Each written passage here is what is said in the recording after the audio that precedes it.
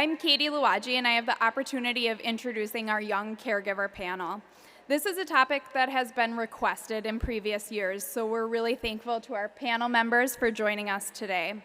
They'll be talking about their experiences with caregiving, challenges they've faced, and how caregiving has impacted their lives. Before they get started, I wanted to set the stage for this discussion by sharing a bit of background information.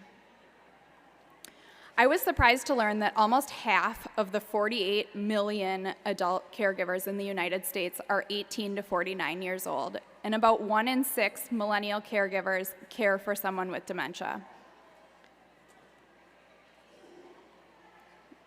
You can see the statistics here on this slide. Interestingly, most millennial caregivers are actually not living with the person that they care for, and are commonly helping with things like transportation, shopping, and communicating with the healthcare team. These statistics also highlight the challenges that these younger caregivers face. For example, you can see a vast majority of these caregivers report emotional distress, and a third say that their caregiving duties severely interfered with their work. Our panelists are here today to share their personal experiences. We are fortunate to have 3 members on our panel today: Kate, Grace, and Kennedy. I'd like to get our discussion started by asking each of the panelists to introduce themselves and share a bit about how they became a caregiver. Good morning, everyone. My name is Kate Klosterman. I am 35 years old, and my first real experience with dementia was when I was a very young child. My great-grandmother passed away from complications of dementia. When I was 17, my grandmother, my maternal grandmother, started showing signs of the disease, and she was diagnosed with Alzheimer's when I was 19, 2 years later. I helped to serve as her caregiver. My mom was one of her primary caregivers, and I supported the caregiver in that space. And my grandmother lived for 2 years with her diagnosis before she passed away.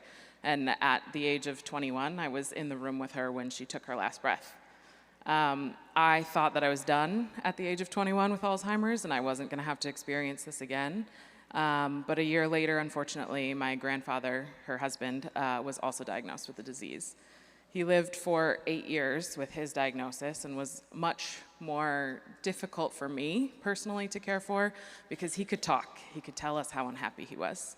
Grandma lost her ability to speak fairly early on, so she couldn't tell me that she was upset. She couldn't tell me that she was unhappy where she was, and Grandpa could, and he would tell us that often. But I helped support my mom through our caregiving journey with my grandpa through those 8 years, and he passed away just 3 days before my 31st birthday in September of 2020.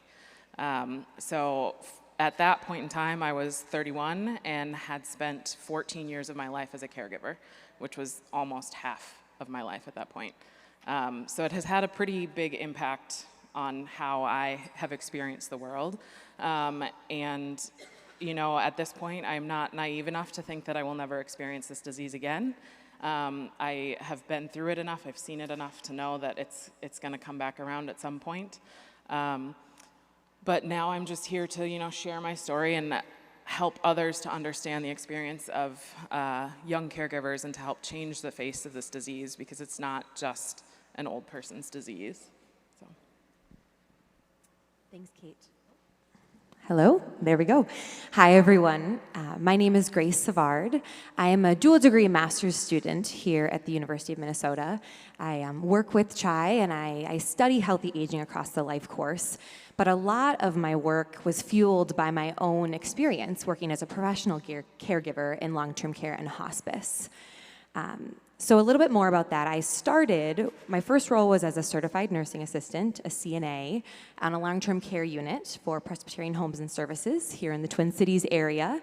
I worked there in my first role, and then I transitioned to working as a CNA up at the retirement center at St. John's Abbey, where I was a student at the College of St. Benedict and St. John's University. So I'll be sharing a little bit more about my journey as a professional caregiver while working and studying as a college student, and also during the pandemic. Hi there, everyone. My name is Kennedy Heidel First, I just want to say thank you for being here. It's so nice to see so many people who care so much about this process, which is so beautiful and also inevitably difficult. So thank you for coming and learning and growing with us. I'm an undergraduate student here at the University of Minnesota. I'm studying neuroscience. I came here because I'm passionate and fascinated about neurodegenerative diseases.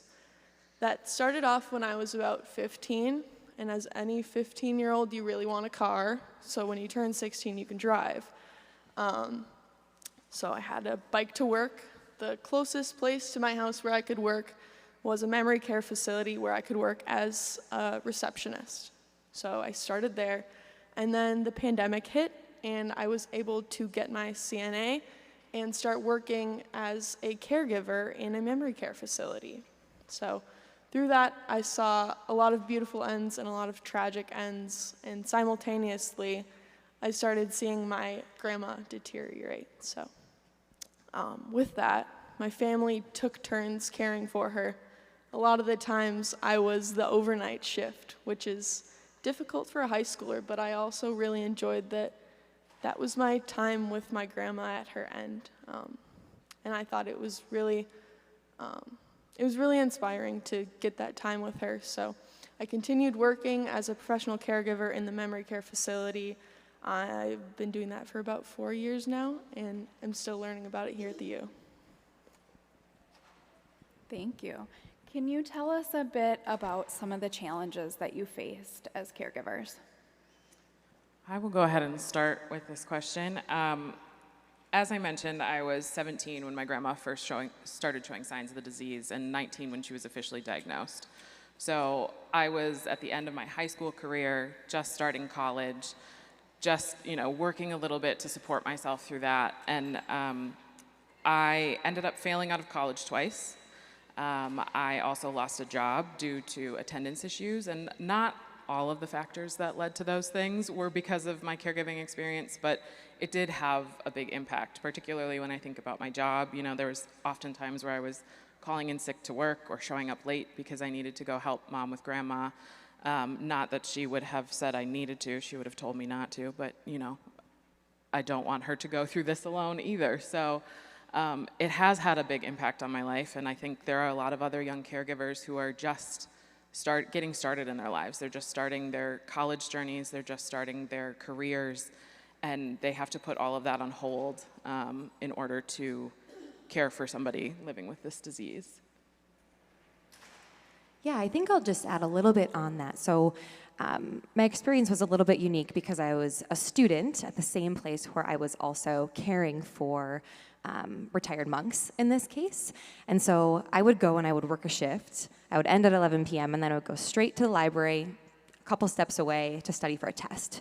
And so it was a really interesting juxtaposition between the often heaviness, but also really beautiful times as a young caregiver and working to study and working to be a student. So I think that was probably one of the main challenges, in addition to COVID, which I'll share about in a little bit.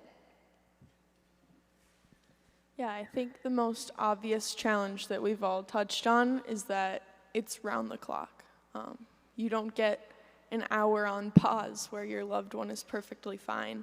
You have to care for them all the time. So as I mentioned, I was on overnights, and a lot of the time that consisted of my grandma picking up her clock and running downstairs and saying, "What is this doing here?" about every hour. So you're not getting much sleep sometimes, and sometimes you can be really tired during the day.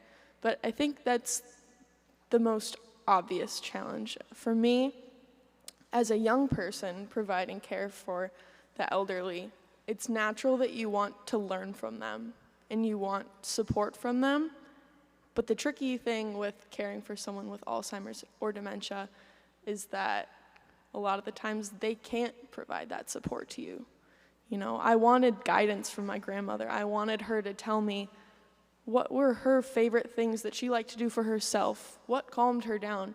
But instead, you kind of have to read into things and look into things. You can't turn to them and say, "Hey, Grandma, I really need to talk to you about this," because you're caring for her. You're caring for your husband or your sister or whoever. obviously you're doing that because you love them, and you tend to lean on the people that you love. So it was hardest for me to not be able to lean on them. Yeah. Did others of you experience that as well, that kind of around the clock? I think for me, there was a little bit less of the round-the-clock care because both of my grandparents had been moved into facilities, and we had professional caregivers to do a lot of that work. But there was some sense of I knew I wasn't going to have my grandparents at some of those big moments in my life, whereas my older cousins were able to have them there for that. So there was that sense of not being able to get that advice, not being able to talk to them about some of those things. I did get to hear a lot of stories about their life. Not that all of them were true necessarily. I think a lot of that was maybe a little fabricated, especially my grandpa in particular. As I mentioned, my grandma had kind of lost some of her speech, but my grandpa was a bit of a charmer and a storyteller. So I think there was a little bit, that was one of the things that was less of a challenge for me. I think I got to spend a lot more time with him than I would have otherwise. All right. Sorry. Yep, please. I will also add too, I don't know if all of you are from the metro area, but my family is in a rural area in Wisconsin, so the drive to get over there is about 2 hours. I think another challenge with that is I couldn't rely on the community around them because everything was so spread out. My grandparents lived in literally basically the woods, so they don't have neighbors to say, hey, Marty, how's the morning going, and make sure that he's even up for the day, or things like that. So a lot of the times it was a challenge making time to get out there, but more it's a challenge to leave them and be able to say that they're safe where they're at. I will say, as you were just mentioning that, when my grandma was first diagnosed, I was going to school in Wisconsin, so her memory care facility was closer to home than 2.5 hours away, but as I would drive out to Wisconsin, she was on the way and I would stop and visit her. And one of the things that I think about a lot, and that a lot of people that know me know, that when I talk about Alzheimer's and dementia and my experience with it, I can never not talk about poop. It's a lot of times when you think about it, they're funny stories to look back on, really traumatizing and terrible in the moment too, but as a teenager, I was helping my mom clean up my grandma sometimes when she would have accidents. And that's another thing that's really challenging, is you don't expect as a young person to be doing that sort of thing for your grandparents. I might expect that as my parents age, might be providing that support, but not as a teenager. So these are, it's all stuff that everybody really experiences as a caregiver, but I think had a really big impact on me as a kid. Our next question deals with some of the challenging emotional responses that young caregivers often face, and all caregivers in general. In particular, two emotions that are very common are the feelings of guilt or grief, either while somebody is caregiving or after the person that they care for has passed away. Can you share a bit about your experiences navigating guilt and grief? Yeah, so I can start out on this one. Again, my experience is a little bit different because I was working as a professional caregiver, while these two both have some really amazing family caregiver stories.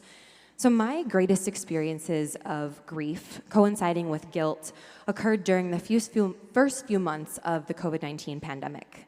I was a student at the College of St. Ben's and St. John's, and I remember when we got the email that the school was shutting down for a few weeks because of a new and novel illness that was spreading, COVID-19. Little did we know at that point that this illness, this disease, would have massive society-wide impacts and eventually become a pandemic that would impact our routines and our livelihoods. A few days after we got the announcement, I got an email from the retirement center where I was working asking for student volunteers to continue to work. They offered us housing, actually, to stay on campus in the Abbey Guest House. I remember feeling really torn. I loved my job, though, so ultimately I was the first student to commit to staying on and working. I moved all my things from my dorm room into the guest house at the Abbey. I was the sole person living in that building for several weeks, and it was built for hundreds to stay there. So it was a pretty isolating experience as a young caregiver at the beginning of this really chaotic time that I'm sure all of us remember. As COVID-19 rates grew, so did my own fear and anxiety. Without a robust body of scientific evidence, I remember I was like, I don't know how exactly things are spreading. I don't know to what extent I need to protect myself and protect those who I'm working with. Given the lack of information, I was incredibly cautious and essentially adopted the life of a hermit for several months while living in the guest house. I couldn't bear the thought of me, a 20-year-old college student, being the one to, quote unquote, bring in COVID to the retirement center. The anticipatory guilt was quite crippling at times, and I essentially cut myself out from the world. I didn't get within 6 feet of my boyfriend, my family members, or my closest friends for months because I was feeling this intense guilt around being a young caregiver in this really unprecedented time of the pandemic. I'm seeing folks nod their heads, and I feel like many of us probably felt that experience as well. I remember rapid shifts in knowledge, from the homemade face masks to scraping up old N95 masks. I remember asking my dad, do you have any old painting masks I can use? To goggles and face shields.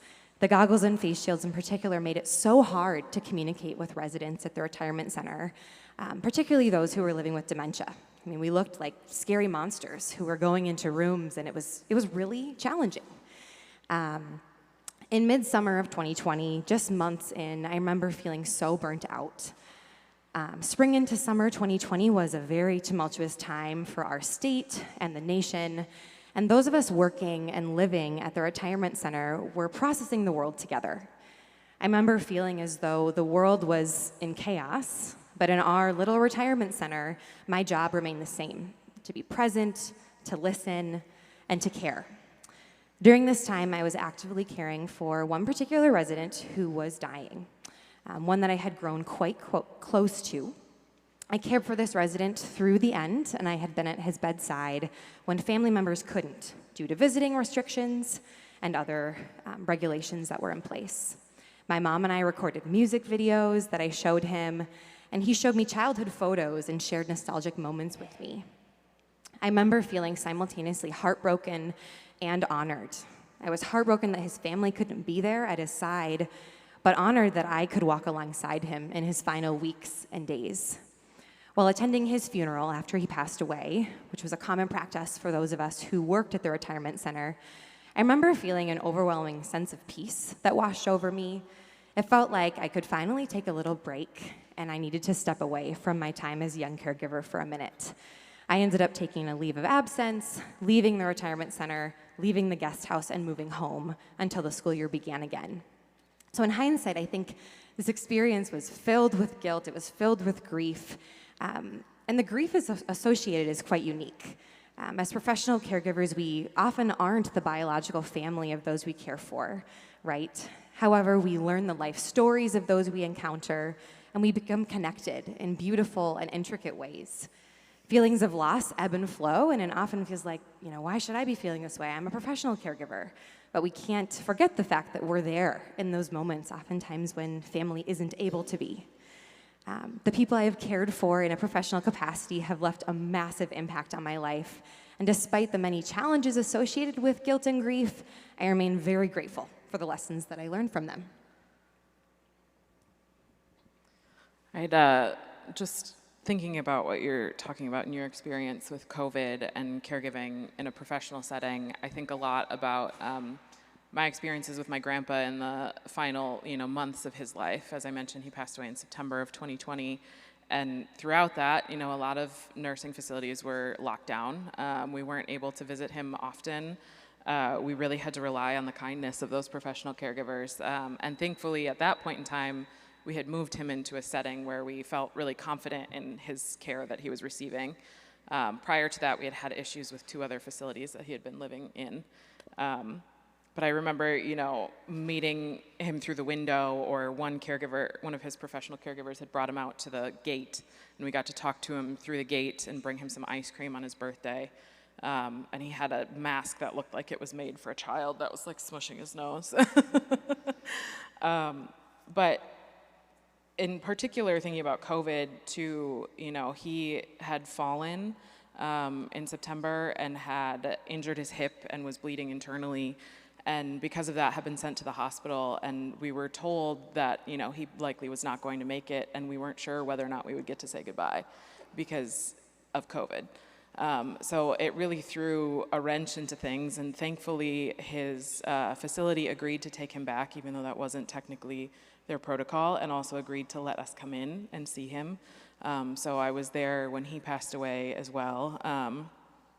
But in terms of, guilt and grief beyond just what it was like in COVID, I remember when my grandma passed away, there was a lot of relief, and you feel guilty about that. You feel relief because they're finally free. You feel relief because you're finally free. And it feels awful to be feeling relieved that someone that you love has passed away. And then also thinking about my experience with my grandpa, as I mentioned, he was a lot harder to care for because he could tell you how frustrated he was. And I felt a lot of guilt about the fact that I didn't spend nearly as much time with him as I did with Grandma. Because Grandma was silent. Grandma could hold my hand. She could smile at me. And I could tell, too, that with Grandma, she at least recognized me. She didn't always know exactly who I was, but she knew I was like a safe person of hers. And I'm pretty sure she could tell that I was someone she wanted to protect. Oftentimes, I'd show up and I knew that she had been frustrated. I knew that she had been agitated with my mom, with my grandpa, with whoever else was around. And I would show up and suddenly she's got a smile on her face and she's just happy as a clam and everything's okay. And I think that even though she wasn't all there, she knew that she wanted to protect me from whatever was happening. And so I spent a lot more time with her than I did with Grandpa, because Grandpa would talk in circles. Grandpa, as I mentioned, was a charmer, and especially as he got later in his diagnosis, would hit on me, which, was funny to look back on, funny in the moments, also kind of awkward. But because of all of those things, I definitely found other ways to care for him, but I think it made me feel very guilty about the fact that I wasn't spending nearly as much time with him.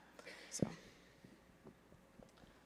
In my experience as a professional caregiver and caring for my family, what you mentioned goes hand in hand with both of those things. I think that grief and guilt in this situation are so intertwined, and the most honest answer that I can give to the question about my experience with grief and guilt is that sometimes when they pass, it is such a relief, not because you're done caring for them, but because they're done being in pain, they're done being frustrated. I would have one lady that I worked with who would scream and cry all day until she just passed out because she was so tired, and what she was upset about is, where's my husband? And she was holding her husband's hand most of the time. He was always there. With my grandma, she was just so stressed, very punctual lady, always wondering what time it is, where she should be, what's going on.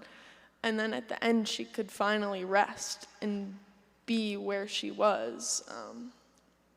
And you knew that she was back in her body. Yeah, there was a sense of peace when she passed, as I've seen when many of the residents that I care for pass as well. And you go home from the shift, and your family or your friends ask, "Oh, how was your shift?" And you say, "So-and-so passed." And sometimes they wonder why you're not a wreck. And sometimes you are, but it's hard to explain until you experience all the pain that they go through before you experience the end of it. I will say, when there are happy moments, there's also a lot of guilt and grief around that too, because a lot of the times it's reminiscing, right? It's the things that they remember that make them happy. For me, my grandma thought that I was her best friend in high school. And so she would talk to me about going to the malt shop. She would talk to me about going to the bar to see Marty. And I was always happy that I could be that person that she turned to, but I also wanted to be her granddaughter, you know. I wanted to show her pictures of my new cat. I wanted to talk about family things, Christmas that's coming up. And I wanted to be her family at that point. I didn't want to be her high school best friend, but that's what she needed. So I found that in moments when we were talking about good times from high school, I would have tears in my eyes or something, and I would think, why am I so sad right now? She's so happy. But that's another beautiful thing about it as well. Thank you for sharing all of those unique and real experiences with grief and guilt. I think you hit on kind of the concepts of the anticipatory grief, kind of, you know, waiting for that end of lifetime, and also an ambiguous grief where somebody is still physically present, but maybe not the grandparent that you once had or imagined, like you shared. The next question is, how has caregiving influenced your life? Do you have any tips or tricks to share? Yeah, so as I briefly touched on in my introduction, my experience in caregiving is the reason I'm in college. It's the reason I'm pursuing a career in medicine. I think that, sorry. I've learned that at the end of someone's life, you don't stop learning. The closer you get to the end, the more you learn about yourself and the more you learn about your life. And I think that's the most impactful thing that I've experienced. A lot of the times when we're getting older, we talk about a learning curve and then a plateau. I think that at the end, it goes right up again. You learn what was important in your life. You become at peace. And I've gotten the joy of experiencing what people realize was important to them. A lot of the times, me and other young people, even people middle-aged, think the most important thing to me will be my wedding day, the day my daughter was born.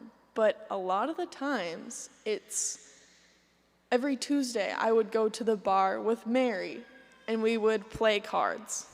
And you can read into that, and you can say, my friendships were important. Or they remember this TV show, this song. And then you can read into that and say, there must have been really happy memories with this song. I've been able to learn those things and take them in to myself. And I think with that, I've become more present. It's hard when you're young to not get caught up in your career and things in the future, but I've learned to enjoy time with my sister, my friends, because the mundane moments are important. That's what you remember. Yeah, I think going off of what you shared, Kennedy, I think I learned quite quickly that it's about the stories, right? Caregiving is so much more meaningful when stories are the center of my work. And I found that learning the life stories of folks who I was caring for immediately enhanced my ability to tailor caregiving to a resident's particular needs. One of the nurses who was training me at the beginning of my time also told me that caregiving is heart work. And I said, can you say that again? Hard work? She said, no, it's heart work. And that has stuck with me to this day, the idea that there is so much heart in what we are doing as caregivers at any age, but also that it's really hard and there are challenges, and we have to be able to recognize that, you need the heart and you need the work to be able to be effective in your role. The other thing that I've learned is that, caregiving, we have to be able to be willing to forgive ourselves for the times when we aren't perfect, and that the best thing to do is simply to be present. And we do our best, and that's our responsibility as caregivers and our goal. The last thing that I'll share is that as a young caregiver, I often remember feeling, man, I am so young to be in this space. And I had this narrative in my mind of thinking about, wow, I am in the room, I'm doing some sort of task associated with this resident, and I'm here. Do I belong here? They're talking about what their wishes are at the end of their life. They're talking about really personal stories.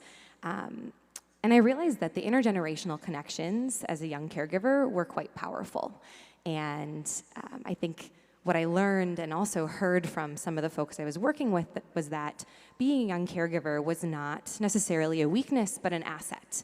And I think when I rearranged that in my brain to think about, wow, I'm bringing something to this care team, I'm bringing something to this resident simply because I'm a young caregiver, I was able to really shift the way that I thought about my work and thought about what I was doing on a daily basis.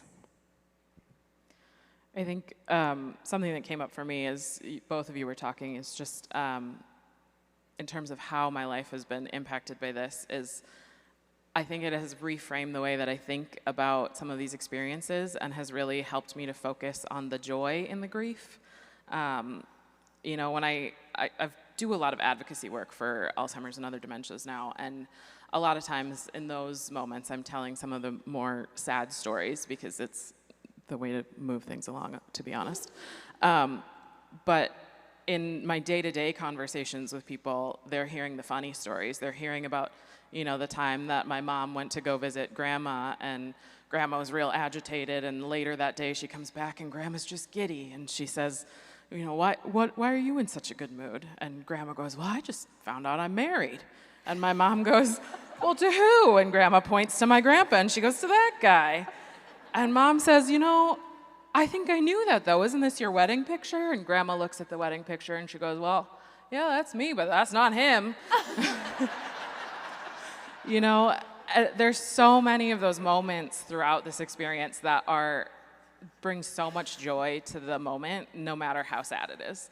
And I think that this experience has really helped me to focus on those moments more than the sad moments. The other thing, I think, just fundamentally for me, because of this, it really pushed me to get involved with the Alzheimer's Association, and my work with that organization has completely changed my life.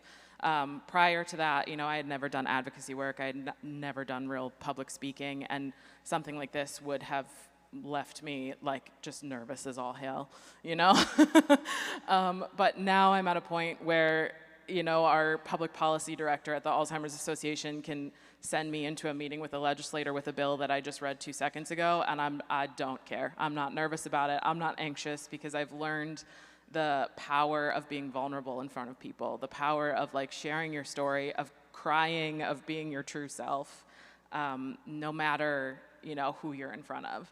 And I think that has greatly changed who I am as a person. And then in terms of tips and tricks, the one thing that I really want to say is let the young people help. Oftentimes as a young person, we may be the secondary caregiver. As I mentioned, my mom, she's here today. She's probably gonna hit me later or something for calling her out. But she so often, I think, tried to protect me from doing this work. And as that young person, you can't protect them from experiencing this disease. They're going to experience it either way. And it probably would have been harder for me to have to see her do this all on her own than having her let me help her in moments. So please let them, if they're asking how they can help, if they're asking what they can do to take some of the load off of your plate, let them help. And on top of that, beyond just making me feel better about the fact that my mom wasn't the only one facing the weight of this caregiving experience, it also led to me spending so much more time with my grandparents that I wouldn't have done otherwise. So if I can share any bits of wisdom with you, is if you have younger people in your lives that are going through this with you, let them help. I will go back to my tips and tricks because I didn't mention them. My best advice is to listen in more ways than just with your ears. Language isn't so important when it comes to aging, right? So if someone can't think of the word for something, you can generally gather what they're trying to ask you for.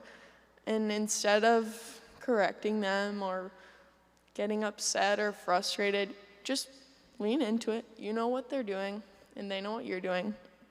But as for yourself, with language, I think that body language, tone of voice, and your facial expressions are a lot more important sometimes than what you're saying. You can soothe someone by having a calm tone and a low voice, and you can be saying to yourself, please, I wish you wouldn't be doing this right now. I'm trying to get some work done or something. But your presence is calming, and they can read into that. It's very innate for us to have those interactions, and a lot of the times, language is one of the first things to go. So being able to cognitively take in complex sentences is often too much. So keep it simple and prioritize your body language, your tone of voice, and the way that you interact with your loved one, because that's really important. Kennedy, you started kind of getting into this a little bit, but I'm going to insert a question in here. If you could travel back in time and give yourself a piece of advice that you wish you had, what would it be? That's a really good question. I think it would have been probably to press my mom harder, to make her give me more things to do, to get more involved, and to, relax a little in those moments. I think oftentimes I'd go into it and be a little stressed out about how's Grandpa gonna be today, how many times we're gonna have the same conversation, and I think just learning to relax and enjoy those moments as they're happening. Yeah, I think echoing Kate's comment, I think I continue to come back to the framing around young caregivers as an asset. Both, I think I would have loved to know that internally sooner, but also to hear that from those around me, right? That, you being here, you are young, you're new, you're your first day on the job, but we are so happy that you're here, and we know that you're a value add to our team. I also think the question asking, right? It feels a little bit cliche, but the folks I was working with, they're brilliant. Caregivers are brilliant people. They know, how to flex the system. They know how to maybe help someone eat if they're not interested in eating. They know how to, do tips and tricks that you don't learn about in your typical training. And so I think asking questions and being able to know that, hey, question asking is going to help me be more effective in the long run is a great piece of advice that I continue to internalize today. Yeah, I would say it's really important to not come in with too many expectations, because every day is different. The person is the same, but just as you and I are, we have our good days and we have our bad days. Sometimes when someone is aging, it can be exaggerated.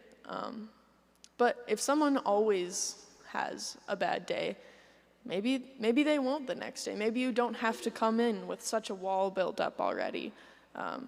Again, I said before, your energy feeds into theirs back and forth.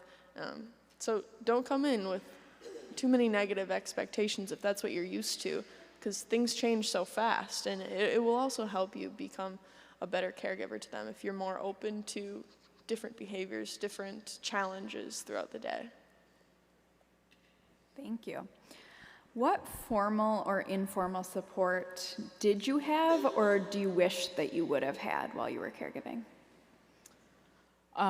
So when I first started caregiving, I didn't really have any sort of formal supports, but I did get involved with the Alzheimer's Association, as I mentioned, in around 2017. And one of the groups that I found in that organization was the Young Champions. I have since served as the fundraising chair of on their executive team, and was the president of the group for a few years as well. But that group essentially started as an organization. The Alzheimer's Association reached out to some young people that they knew were experiencing this and were caregiving for people with dementia, and they asked what they needed. And a lot of those young people said, we need a young person-specific support group. A lot of the support groups, it's all ages, and most of the people in those support groups are going to be middle-aged or elderly. And while we might be experiencing the same thing, we're both changing the diapers of our person, we're both, cleaning up the messes, we're both dealing with aggression. It's a lot different when you're in your teens, 20s, early 30s than when you have a set, you're you're settled in your career, you have resources to be able to take time off, you have resources to be able to, hire some people. So they ended up starting this Young Champions group as a support group, and then it has kind of grown from there. And now, we're a group here in the Twin Cities of people in their 20s, 30s, early 40s that are trying to change the face of Alzheimer's, as I mentioned before. We do a lot of fundraising, we do a lot of advocacy, we do a lot of education and volunteer events. So not only are we able to provide, support to each other as we go through these experiences, but we're also able to feel like we're doing something to move the needle so other young people don't have to experience this later on down the road. And I think that has been hugely impactful for me, being able to reach out to them and connect with all of the people that I've met through that group. I think from a professional caregiving perspective, I didn't have this, but I think, in our teams, we would have staff meetings, and I would always wonder, I'd say, I wonder what the other folks who are my age are thinking right now. And I think if there are ways for workspaces to think about, young caregiver, I'm not sure if a support group is the right terminology, but some sort of space where young caregivers working in a professional capacity can come together and share ideas and bond over that shared life stage. I think that would be amazing. I also really appreciated when I was training, the folks who were training me really did a really good job of blending. Some days I was training with other young caregivers, and some days I was training with some of our more seasoned caregivers. And that really allowed me to think about, what's my role in this space as a young caregiver, and how can I incorporate all these skills that all the different caregivers working in this space are using to really be effective in my daily role. Yeah, I would say kind of the opposite, actually. In my experience, when I had a really tragic passing that hit me really hard, my boss or my coworkers would reach out. They'd call me the next day, just check in, and I thought that was really important because they knew the person that I was caring for in the same way that I did. So luckily, those people were kind enough to reach out, and I hope I do the same for them. I think that's really important, to find people who are in the same situation and lean on each other. On the other side of things, as a young caregiver, at least when I was first starting out, I was 15, 16, a lot of the times my friends didn't know what I was going through with my family because their family hadn't gone through it yet. Now that I'm a little older, they've gone through it, and I'm a good support system for them, but I do wish that I could have leaned on them back then. When you tell someone that you're going to stay overnight at your grandparents' on a Tuesday and drive back to school the next morning, they don't really understand why you need to do that. And sometimes there was lost sympathy, which it was okay, but it's always important to find people you can lean on, and a lot of the times it should be your friends. So when you're young, that can feel kind of hard when other people haven't gone through it. But I do think that's really important. I think that just reminds me, I think one of the things that would be really helpful for folks is to kind of reduce some of the stigma. And I think that over the last few years, I feel like I've seen a lot of that stigma go away. But I know personally, because I've been so open about my experience, because I've shared so much of it with my friends, anytime a friend or even a rough acquaintance that I've met once or twice has started to experience this with their family, they reach out to me and they're like, how did you do this? Where did you go? And I've been able to connect them with resources. So I think being open about your experiences with anyone and everyone is super helpful for people, no matter their age. I think that's true across all generations. One other thing that I was thinking of too, as we're sitting here talking, is the financial resources too, for young caregivers in particular. I know that this disease, caring for people with this disease, can be draining on anyone's bank account. But thinking about driving around to go run errands, or even like if mom wanted me to go pick up Depends for grandpa, I might not have had the money in my bank account to do that because I was young, working a retail job, getting paid $10 an hour. So I think assisting those younger people in that way, if you can, And also donating to organizations like the Alzheimer's Association. They were able to provide financial assistance for those in the Young Champions to go to the Alzheimer's Advocacy Forum in DC, which has vastly changed my life too, and has put me in a space where I'm able to advocate and I'm able to, make positive change in that way, because I was able to travel when I might not have been able to afford it otherwise. So I think being able to provide some of those financial resources too for young caregivers is important. Yeah, thank you for bringing that up. That was something that, as I was reading about millennial caregiving, came up a lot, is the cost of these affordable outside resources is quite a challenge for this population. Before we open it up to questions for our panelists, I just wanted to give you guys the opportunity to share anything else that maybe you didn't share during our original questions, anything that you wanted to be sure to share with the audience. Okay, well then let's turn it over to some questions from our audience. Thanks again, Kennedy, Grace, and Kate, for sharing your experiences. Again, please hold your note cards up into the air if you have any questions for our panelists here. We'll come around and grab those. So I'll start with one online, and I apologize, you might have touched on this a little bit, but could you tell us about your experiences, and things that you learned in answering questions? So things that might be like, oh, I want to go home, but they are at home, or maybe if they live at a place that wasn't their home and they talk about wanting to go home. How might you have addressed that, or maybe from your experience, something that you could share with us? I can start with that. My grandpa asked that question a lot. He also asked where his truck was a lot, and why he couldn't drive. And most of the time, I think I just redirected. I would change the subject. If he really pushed me on it, I would remind him, we sold your house. You live here. This is your place. This is where we're at now. And I would just try and redirect the conversation. There were some other things that I think of that I think are useful tips and tricks. Like, I think a lot about, he would have a hard time showering. He would have a hard time brushing his teeth. And if we just outright asked him, we're like, hey, Gramps, you need to brush your teeth. Your breath smells like coffee. He would fight us on it. He'd be really upset. And so I remember, putting toothpaste on his toothbrush and just being like, hey, there's toothpaste on here. Were you going to brush your teeth? And he was like, oh, yeah, I was going to do that. Or we'd go, turn the shower on and be like, the shower's running. Were you going to take a shower?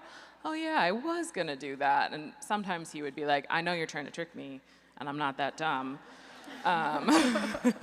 But a lot of times it would work. And for the most part, I feel like the conversation redirect around some of those tough questions would work, at least for a little while, at least enough to keep him happy and not super agitated. Unfortunately, I don't have a lot of good answers other than trying to redirect the conversation and how to handle those conversations. But yeah.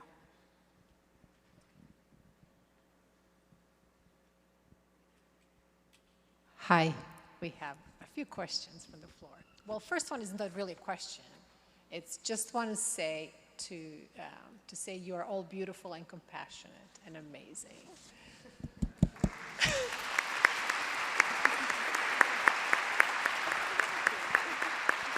Thank you. Thank you, all three of you, for sharing your stories today. Here's one. There's a shortage of healthcare providers. What do you think needs to happen to encourage more people to pursue this career? Okay. So I didn't totally mention at the beginning, the question is around, we have a shortage of healthcare providers, and what are we going to do to address that? So I started my role as a caregiver because I was thinking at the time that I wanted to be a physician assistant, and a lot of the pre-professional health programs require patient care hours. Now I'm in research now, so I've pivoted, but I think that there really could be something to capitalize on there. I know some of the high schools in the area have EMT programs for students, and I've thought a lot around, what could it look like if we had CNA programs? I know some do, but I think EMT is more popular. What could it look like if we had high schoolers who were training as CNAs? Could we create a more robust pipeline into long-term care facilities and other memory care facilities that might need more capacity?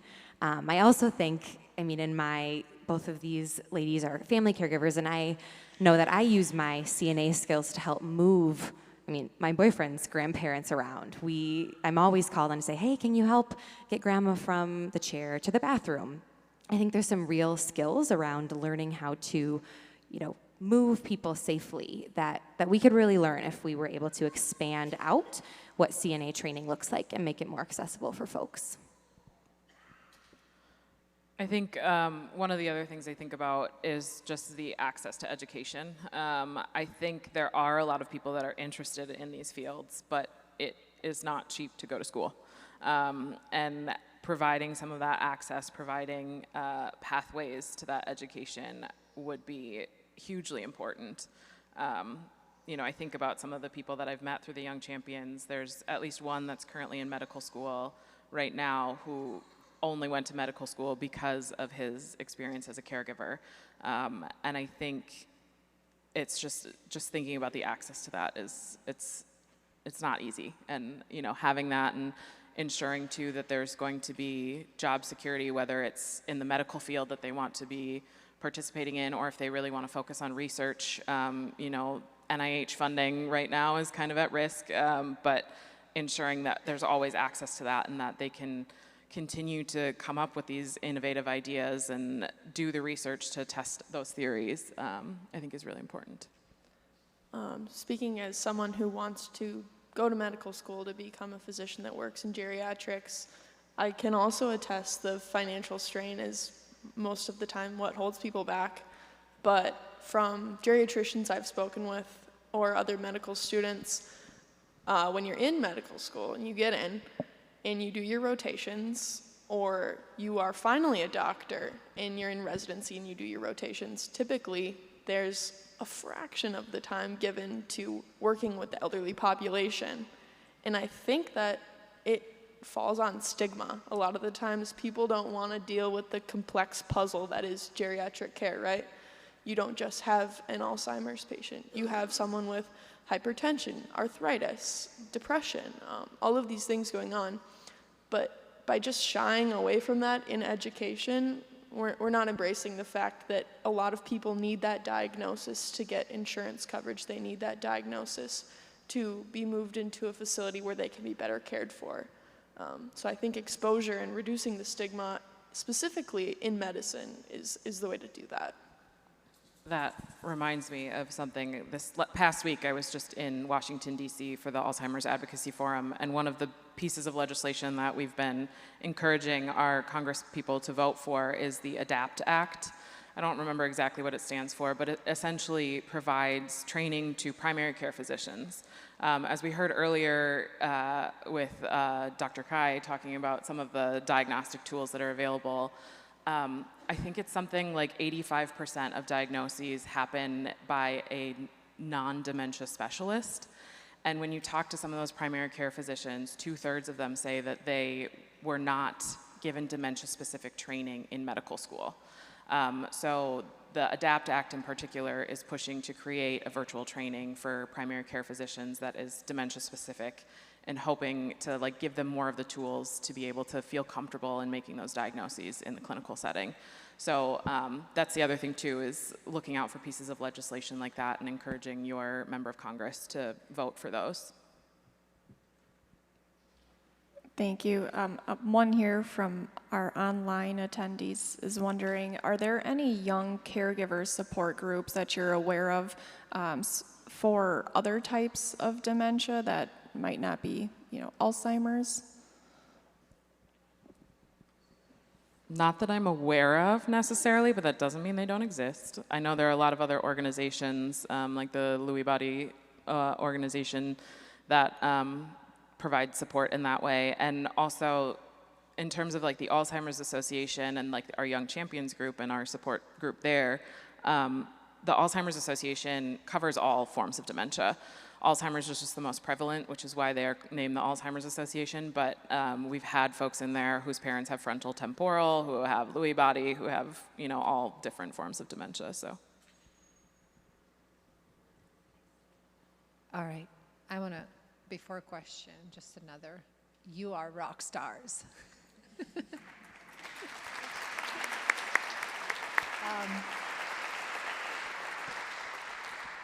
I have two questions related. How do you connect the generations of caregivers? How to get grandkids involved? I think in terms of connecting the generations of caregivers, I think a lot about my own experience. And, prior to caregiving, I was a moody teenager that didn't get along with my mother. And because of this experience, I had to talk to her a lot. I had to, we interacted a lot more. And I think just having that person to be able to talk with about my experience was really important. And then because of that, I also got involved in organizations where I was able to meet people across all generations and become close friends with them. So I think just encouraging that connection, encouraging people to reach out no matter what the age of the person that they're talking to is. And in terms of getting your grandkids involved, I think obviously if they really don't want to be involved, I don't think it's anyone's place to force it. I think it's the same with, thinking about my mom's family. Her siblings were not super keen on being involved in the care for my grandparents. And I totally understand that. This is an exhausting disease. It's exhausting to deal with. It's exhausting to have those conversations and to constantly be feeling that grief. And everybody reacts differently to this sort of situation. So obviously don't force it, but if it seems like they're kind of interested, it could be something as simple as like, hey, I'm going to visit grandma. Do you want to come with? Do you want to come and just sit and listen to the stories, just see what this is like? Or, hey, I need to go do these things and I could use some help just running errands. Here's my credit card. Could you go get these things from the store? And that's kind of the gateway to getting them into like help with some of those tasks. And, going along with my mom and seeing how she cared for my grandparents, seeing how, we reacted to the things that they were saying, the things that they were doing, really helped me to learn how to participate more. I think what I'll add is that I learned with my cousins that we don't have to do it alone, right? We can do things as cousins together to care for our grandparents. One example of this is my grandpa. He passed away 2 years ago now, but my cousins and I together put together a walk down memory lane dinner for him and my grandma. When we knew that he was declining, we decided to put together the meal that they had at their wedding night. We did a whole lot of things that would really play into his long-term memory, which was very much intact. And we did it together, right? So it wasn't just something that I was taking on as one grandchild. There were 6 or 7 of us that came together, and it really made it more manageable, too, to know that we could do that together and then process together in pulling something like that off. I'll be brief with my response. I think that a lot of the times people become disinterested not because they're disinterested, but because they don't know how to deal with being sad that their grandma doesn't remember their name. That's really heartbreaking the first time your grandma calls you your mom's name, or even your cousin who looks nothing like you. That's really difficult, and a lot of the times people don't know how to deal with that on their own. So honestly, checking in with them and saying, why is this? Maybe they'll open up. Another thing I would say is that there's gonna be connections still, so find those connections. For me and my grandma loved chocolate ice cream, and we loved true crime, so we would sit and watch SVU and eat ice cream. One of my favorite things, so just find those things. And real quickly, too, if you want to desensitize your children or grandchildren to that moment when their grandparent forgets their name, you can channel my grandma or my mom and accidentally call them by the dog's name or by your cousin's name or whatever it may be, do it regularly and do it often. So. Well, thank you very much to our amazing panel for joining us today. We are now going to take a short 15-minute break. We'll come back at 11:30 for our first breakout session.